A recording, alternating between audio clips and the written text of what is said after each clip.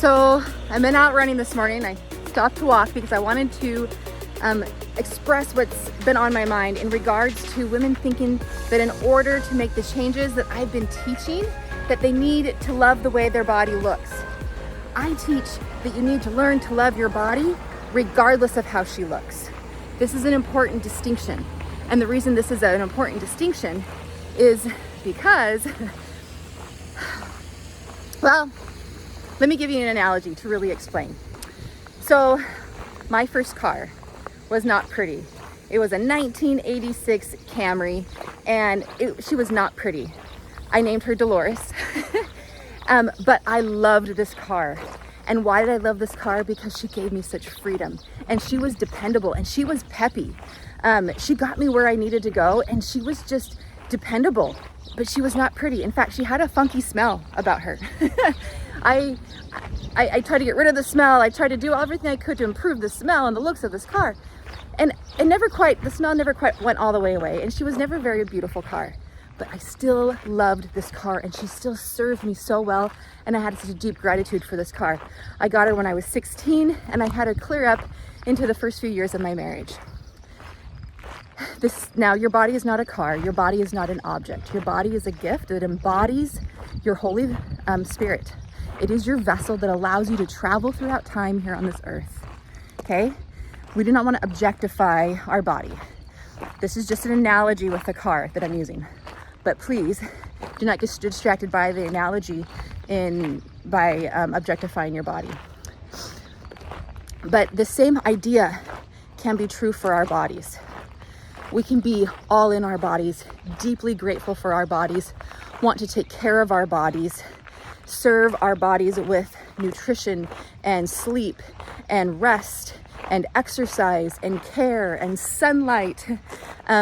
We can desire to take great care of our bodies because of the deep gratitude we have for our bodies, not because we're hoping that by doing all these things that she'll finally obey us and become some version of what the world tells us is beautiful.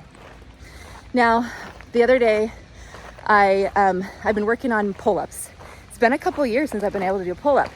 Well, this week I got my pull-ups back. I've been able to do pull-ups again.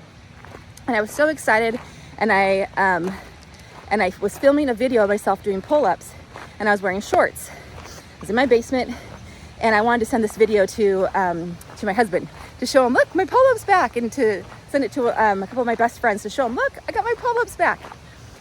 And as I watched the replay of this little video clip, as I saw the back of my thighs and the front of my thighs, and as much as I work out and as lean as I am, I have cellulite.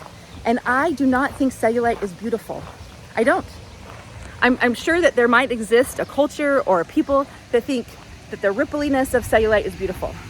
And if I wanted to, I could spend time doing thought work and bringing my mind around to begin to believe that cellulite is beautiful. Here's the distinction though. I am deeply grateful for my legs. I have a firm foundation. I can hike for miles and miles and miles a day, and I love it. I can climb steep mountains and get into a rhythm because of these legs that are strong and sturdy. And I'm so grateful for them. And I still think my thighs look funny. I don't hate the way they look. I don't think they're terrible, but I'm like, oh, yeah, they're not the prettiest thing. But it does not matter. I am all in on them.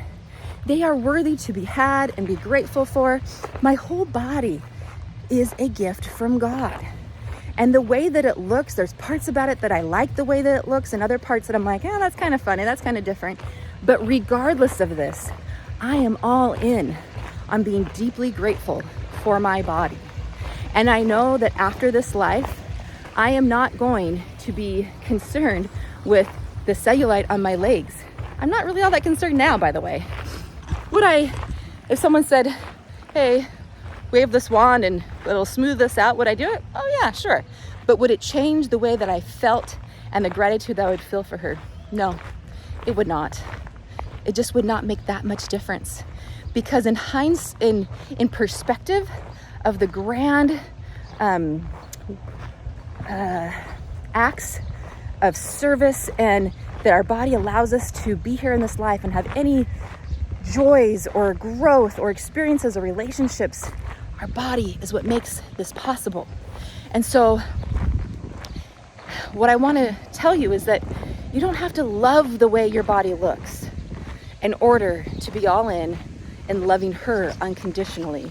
And when you can love and be grateful for your body unconditionally, then what happens is that these emotions of gratitude and appreciation fuel the habits that create the health goals that you are seeking when you diet, when you restrict, and those things, without the collateral damage of messing up your mindset, of messing up your relationship with your body, and creating disordered eating with food.